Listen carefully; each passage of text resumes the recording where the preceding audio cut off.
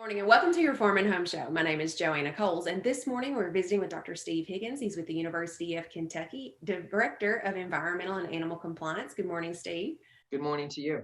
So today we're going to talk about these wicking raised beds. And the raised beds have been all the rage. Last year, a lot of people put those in, but this one's extra special because it helps us with our watering and our moisture. But tell me a little bit about it. How do we get started building this wicking raised bed?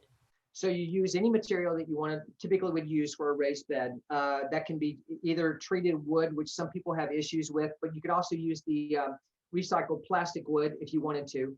But the idea is you make the frame of the raised bed and then you line it with a pond liner. Okay, so now you've separated the soil and the water from basically interfering with this wood product or whatever material you're using. And then you backfill that with basically a perforated tile. Sizes can vary from in the 4-inch to the 6-inch range. And then you put in layers of soil media. You can start off with basically peat moss, and then you can come in with compost, and then a potty mix or potty media as the final layer. So basically 3 layers divided evenly. And then you just plant your plants in there. And what you do is you actually fill this raised bed with water, and the plants are actually watered from the bottom up. Now, so since we have to allow for the pond liner and that water wicking area, do these raised beds have to be more raised than our normal ones? I mean, I've been doing them basically where they're about 20 inches tall, 22 inches tall in that area. And so what you'll have is somewhere between 4 to say 9 inches of stored water underneath of that. And then 9 from 22 gives you about 11 or 12 inches of soil on top of that. And so then when you look at that soil, because of the water level, the actual water table being, say, let's say it's 9 inches, then what's going to happen is that water is going to wick up with capillary action, and it'll take it up to about the 13-inch mark. And so then if you got plants in there, then they only have to reach down 9 inches to find this water level. And so it's a good way. When you do these raised beds, I mean, you still have to water them as you typically would until that root system gets down to that water table or that water level. Once it reaches then that level, then you're pretty much free to do other activities, just making sure that that reservoir is full. And that's one of the things I was going to ask, the amount, the volume of water that you would need for any size raised bed. Do you need to build this? And when you're thinking about construction, building it close to a water source, or where you gather water in another way? Yes. I mean, for me, I'm big on the efficiency of these things. And so, and there's rules for basically laying out anything from a beef cattle farm to any type of farm.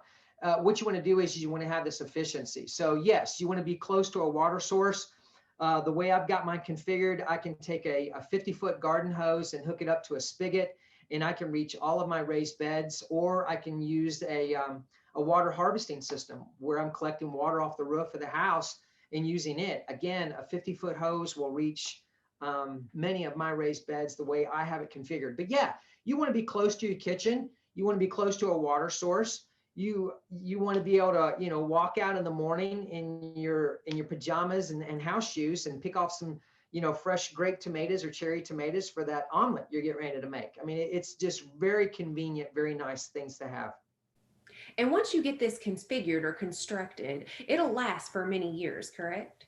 Yes, the issue, I think it was probably around 2007 or something like that, where basically they changed the chemical properties of treated lumber. A lot of people had issues with treated lumber to begin with, but since they took the arsenic out of it, treated lumber does not last that long.